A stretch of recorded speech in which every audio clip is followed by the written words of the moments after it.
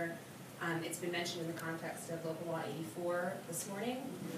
It is a national tool, very broadly used across the entire market. There are, as of the end of 2012, over 300,000 buildings benchmarking Portfolio Manager, and that's about 30 billion square feet of space, and which is about 40% of the commercial building market. So it is a very widely adopted tool, not only in New York City, but across the country. And I would also add that of those 300,000 buildings, about a third are having their data directly input, either by a utility or an energy service bill payment company.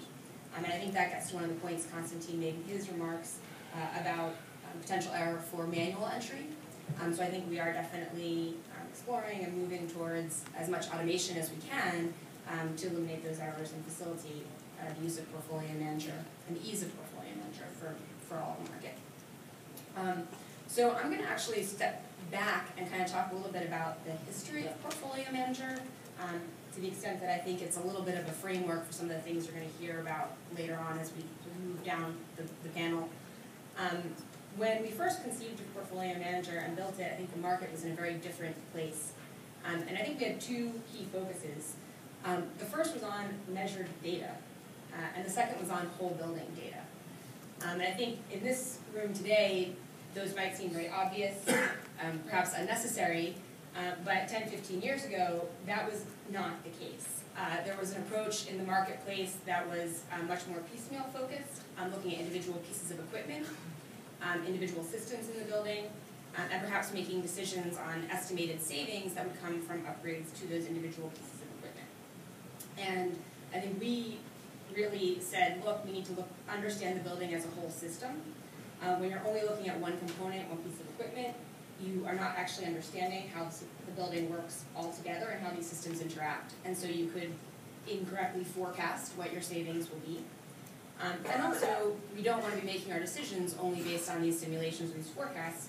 We need to actually measure the data and see what's going on. So I think that measurement and the whole building level really were our key focuses at the onset. And I think I'm really glad to see that we're now at a place where that seems very obvious. So I think we see that as a measure of success, that folks are in rooms like this today having this conversation, basically taking it for granted that you're going to measure data and you're going to make decisions based on what you see in that data. I think when we talk about the building as a whole, I think Energy Star is very closely identified with the Energy Star score, which was mentioned in some of the preceding remarks as an evaluation of energy efficiency.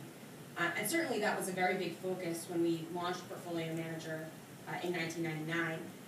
I do think over time we really looked at the data in Portfolio Manager and tried to expand the types of analysis we offer, the metrics that we offer, and the way that we use the data to make it applicable across the whole marketplace, so not just looking at those types that can earn a 1 to 100 score. And that includes not only expanding the types of metrics that we compute, but it does also mean enhancing the way that we share buildings or enable sharing buildings, and also reporting data. And so I think what you've also seen in Portfolio Manager is we've sort of moved from a focus that was much more at an individual building or individual portfolio or company to a much more market-based tool where we have sharing and reporting occurring within associations, competitions in the marketplace, and then of course the disclosure laws like Local Law 84. So really trying to see how we can share data and move data and let a variety of audiences understand and learn and act based on what they're seeing